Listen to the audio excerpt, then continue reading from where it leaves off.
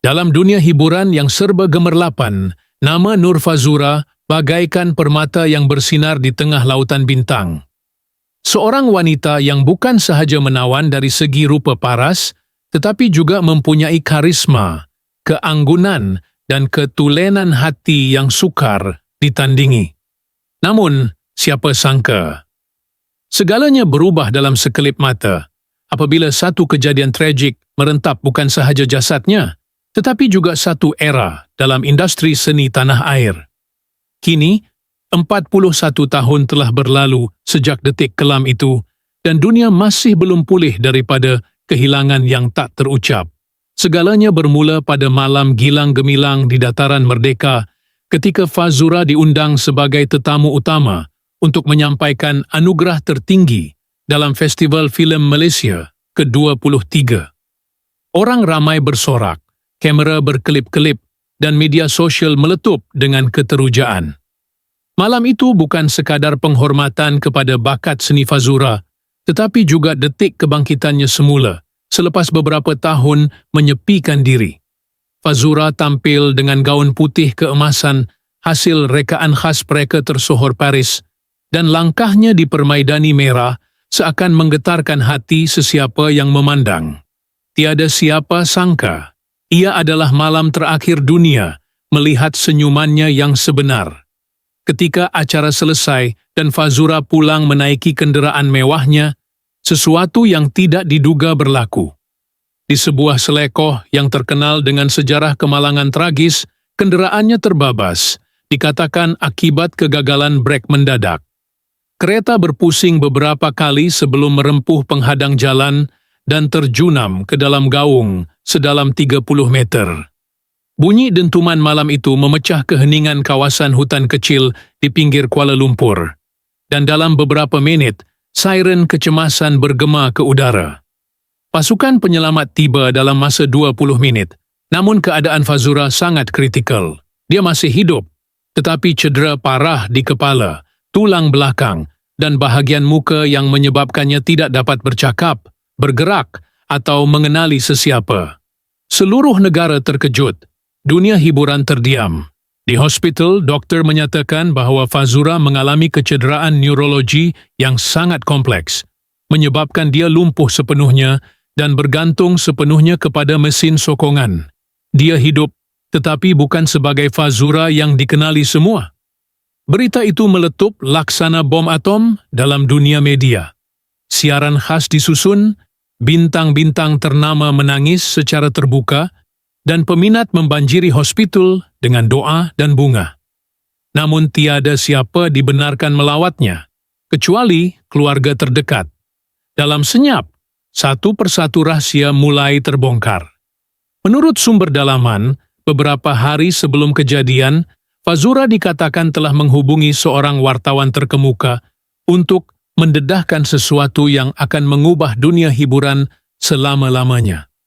Wartawan itu tidak sempat mengetahui butirannya, namun ada yang berpendapat bahawa Fazura sedang diganggu secara psikologi oleh seseorang dari masa silamnya, seseorang yang dia percayai, tetapi telah mengkhianatinya pada saat akhir. Spekulasi demi spekulasi muncul. Ada yang mengatakan kemalangan itu bukan kebetulan.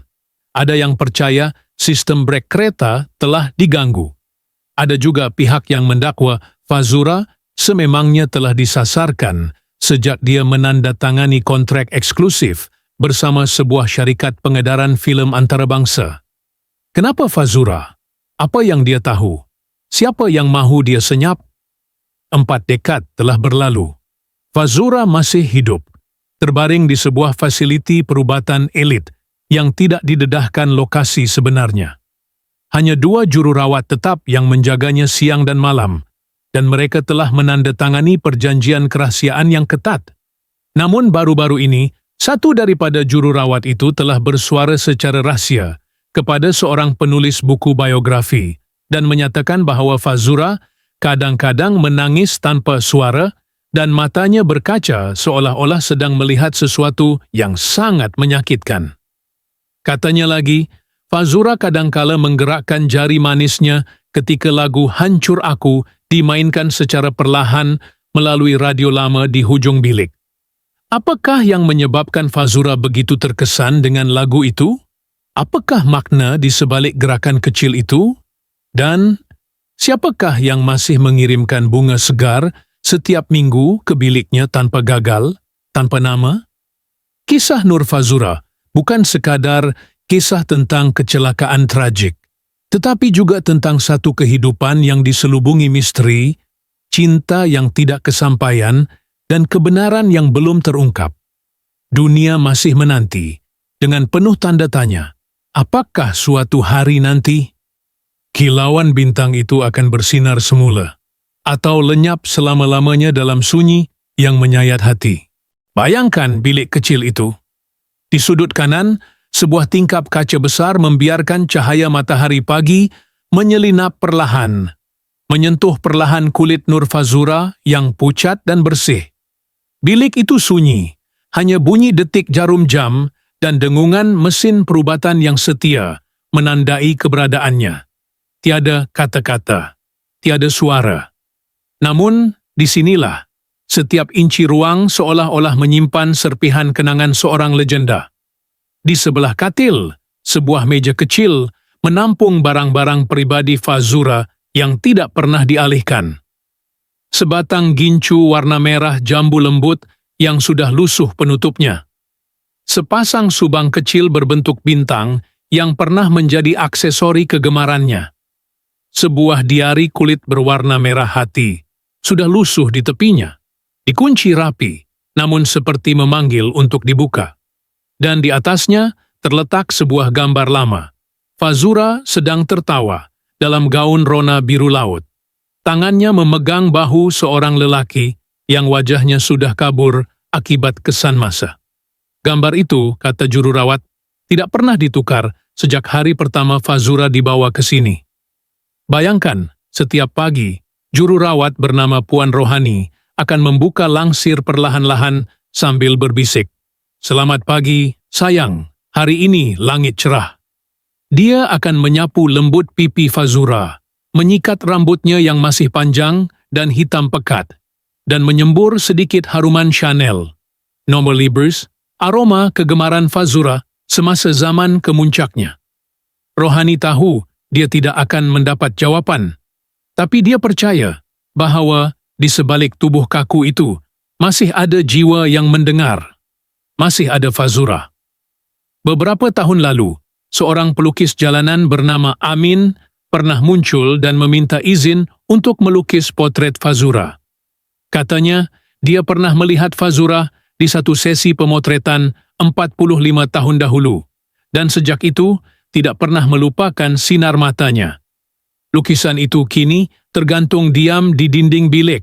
Wajah Fazura seperti sedang tersenyum dalam sapuan warna air, seolah-olah menentang realiti yang kini membungkus tubuhnya. Namun bukan itu sahaja yang menjadikan kehadiran Fazura terasa begitu hidup. Kadang-kadang, ketika hujan turun, bilik itu dipenuhi bau tanah basah dan kenangan yang seakan membisik dari dinding.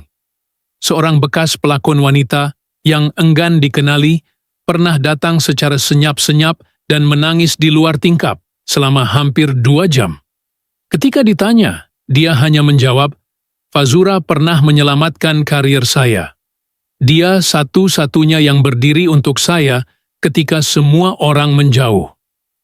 Satu hari, juru rawat mendapati sebatang berus lukisan kering diletakkan di atas meja, bersama sekeping nota ringkas.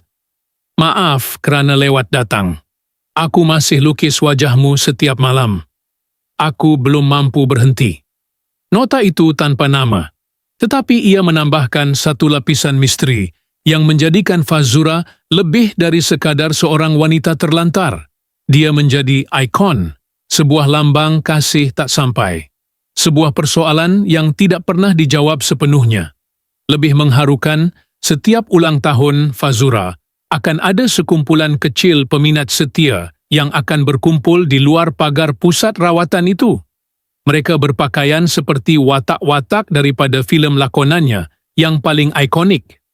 Ada yang datang dari Sabah, Sarawak, bahkan dari Singapura. Mereka membawa lilin, bunga, dan kad yang penuh dengan kata-kata cinta. "Kau masih hidup dalam seni kami," kata salah satu sepanduk mereka. Tidak ada sorakan, hanya bisikan dan air mata. Bayangkan Anda berada di situ, dalam sunyi yang hangat, dalam ruang yang penuh cinta dan kehilangan. Fazura, meskipun diam, tetap menjadi pusat kepada segala yang hidup di sekelilingnya. Seolah-olah setiap jiwa yang menyentuhnya dahulu, kini terikat dan tak mampu melepaskan. Anda tidak akan hanya melihat Fazura, tetapi akan merasa bahwa dia sedang menatap kembali, melalui kenangan, melalui harumannya, melalui getaran halus pada jari manis yang kadangkala masih bergerak. Dan di luar sana, angin malam membawa kabar bahwa mungkin masih ada sesuatu yang belum dikatakan, sesuatu yang Fazura simpan jauh di dalam dirinya, sesuatu yang masih menunggu untuk didengari.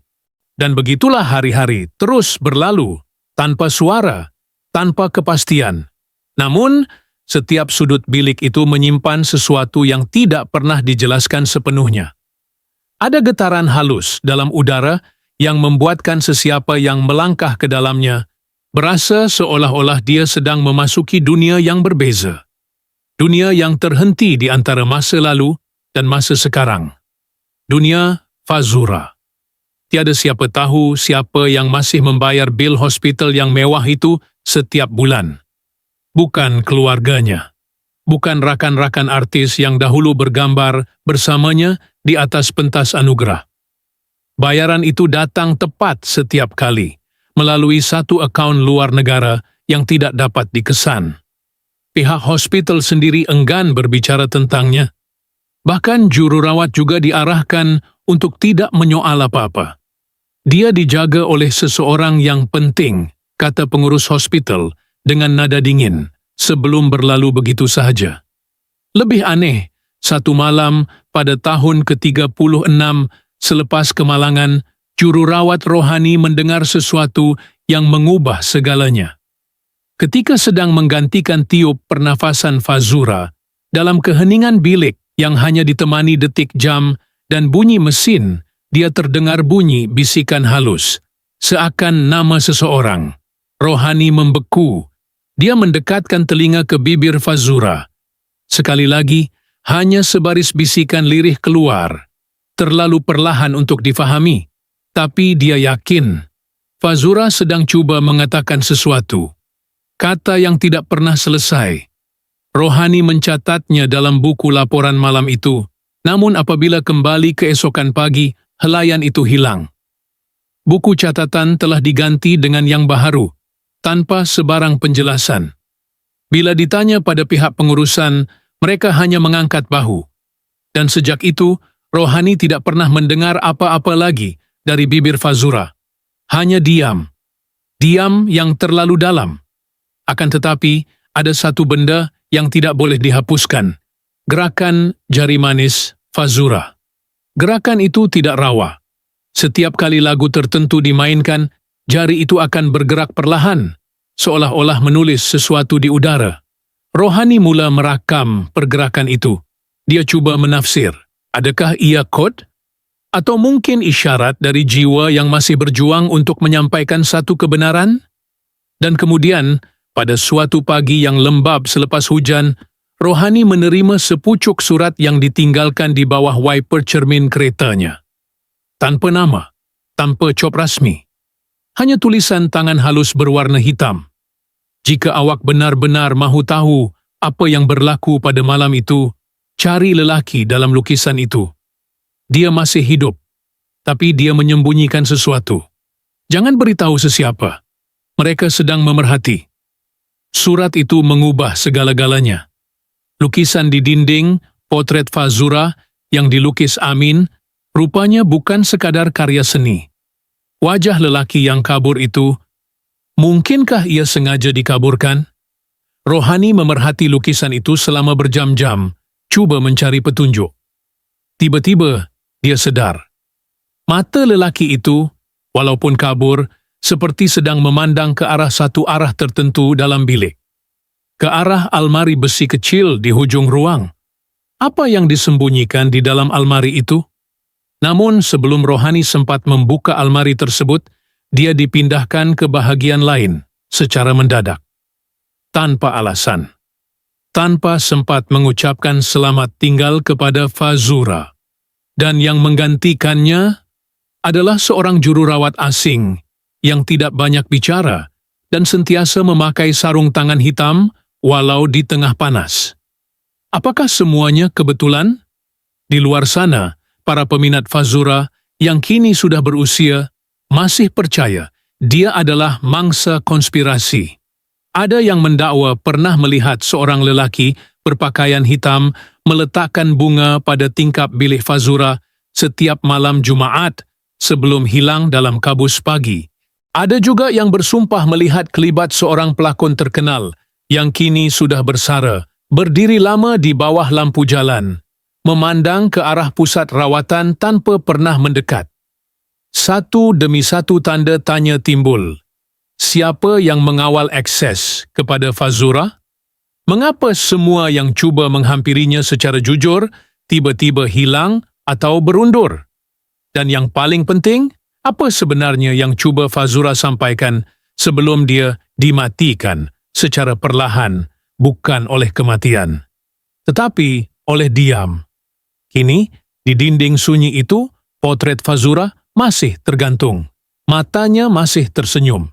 Tapi siapa tahu, di sebalik senyum itu masih tersimpan sebuah rahasia yang belum pernah didedahkan. Sebuah kebenaran yang mungkin akan mengubah segala-galanya jika seseorang cukup berani untuk mencari dan bertanya hingga ke hujungnya. Malam semakin larut. Di luar, hujan turun perlahan seperti air mata bumi yang malu-malu tumpah. Di dalam bilik sunyi itu, lampu siling berkelip sekali-sekala. Bukan kerana rosak, tapi seolah-olah teragak-agak. Sama seperti semua yang berada dalam lingkungan Fazura. Masa di situ bukan lagi sekadar detik jam. Ia adalah perasaan yang tergantung. Realiti dan ilusi bercampur, membentuk satu ruang yang tiada siapa berani mentafsir. Puan Rohani tidak pernah kembali. Namanya dipadamkan dari senarai staf, seolah-olah dia tidak pernah wujud. Begitu juga pelukis jalanan itu, amin. Galeri kecil tempat dia selalu melukis di Jalan Tunku Abdul Rahman kini ditinggalkan kosong. Dindingnya penuh dengan kesan cat lama yang berkerak, dan satu-satunya benda yang tinggal hanyalah satu potret Fazura yang lain, kali ini tanpa wajah. Hanya siluet. Bahunya kelihatan, gaunnya jelas, tapi wajahnya kosong, putih, seperti dilenyapkan dengan sengaja. Dan surat-surat misteri itu masih terus muncul. Bukan hanya kepada staf hospital, tetapi juga kepada beberapa wartawan hiburan lama yang dulunya pernah menulis tentang Fazura. Ada yang menerima hanya sehelai gambar lama, disisipkan dengan pesanan ringkas. Ingat apa yang berlaku pada 1984. Jangan ulanginya. Ada pula yang menerima pita kaset tanpa label, dengan rakaman suara wanita menangis, menyebut nama seseorang berulang kali. Tapi nama itu diganggu bunyi statik di setiap saat yang penting. Wajah Fazura mula muncul dalam mimpi beberapa orang. Bukan sebagai bintang film, tetapi sebagai seseorang yang berdiri dalam kabus, menghulurkan tangan, namun tak pernah bercakap. Sekadar memandang, seolah-olah memohon, agar seseorang, siapa saja, membantunya menyelesaikan sesuatu yang tertangguh. Atau mungkinkah itu hanya kesan psikologi, daripada semua kabar angin, semua teori, semua legenda yang berkembang sejak dia diam? Tidak ada yang pasti, dan bilik itu masih ada, masih sunyi, masih dengan lukisan di dinding dan gambar lama di atas meja. Jari manis Fazura kadang-kadang masih bergerak, perlahan, seperti menari di udara. Gerakan itu tidak pernah berulang. Ia bukan kata, ia bukan kod, ia sesuatu yang lain, sesuatu yang belum difahami. Tingkap biliknya menghadap ke satu pohon tua. Pohon itu, menurut pekerja lama di hospital, tidak pernah berbunga. Tapi pada suatu pagi, entah tahun keberapa selepas kemalangan, ada seseorang menemui sekuntum bunga ungu kecil di dahannya, dengan sehelai nota kecil tergantung. Kebenaran tak selalu harus didengar. Kadang-kadang, ia hanya ingin dilihat. Sejak itu, pohon itu kembali kering, dan Fazura masih di sana. Atau sekurang-kurangnya, sesuatu yang menyerupai dirinya. Tubuhnya mungkin tidak bergerak, tetapi kehadirannya lebih hidup dari sesetengah manusia yang bebas melangkah. Ada orang kata dia masih menunggu seseorang. Ada pula yang percaya dia sedang menghukum dunia yang melupakannya terlalu cepat. Tapi, tiada siapa benar-benar tahu. Mungkin suatu hari, akan ada seseorang yang menemui diari merah hati itu dan membuka kuncinya. Atau mungkin tidak. Mungkin semuanya hanyalah kisah yang kita cipta untuk mengisi ruang kosong dalam sejarah yang terlalu sunyi. Atau, mungkin diam itu sendiri adalah jawaban paling jujur yang Fazura pernah berikan kepada dunia, dan begitulah semuanya terus berlaku, perlahan, tanpa kesimpulan, tanpa akhir yang pasti, tanpa